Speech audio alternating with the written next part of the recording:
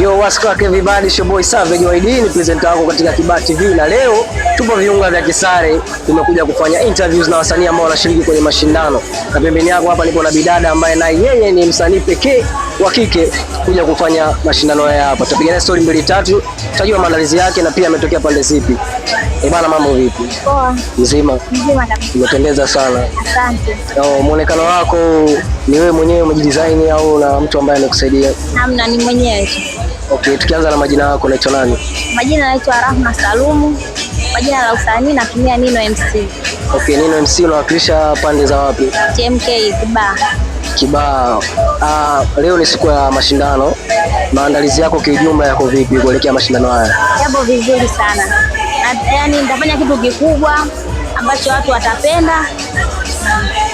Kwa listi ya wasanii ambao mnashindana leo, wewe ndio peke yako mwenye jinsia tofauti na wengine, nikimaanisha mwanamke, wanaobaki wote ni wanaume. Kitu gani kilikusukuma wewe ukaamini kwamba mimi naweza nikawakilisha wanawake wengine?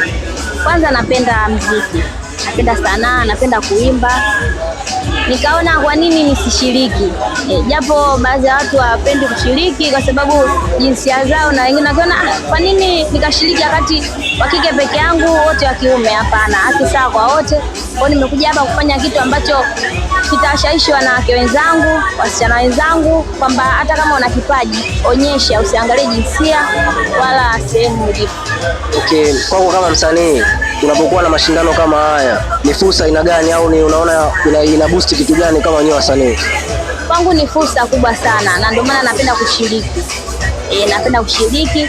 Hii inanisaidia hata mbele huko naweza nikaendelea sehemu, nikapiga hatua sehemu kubwa zaidi hapa.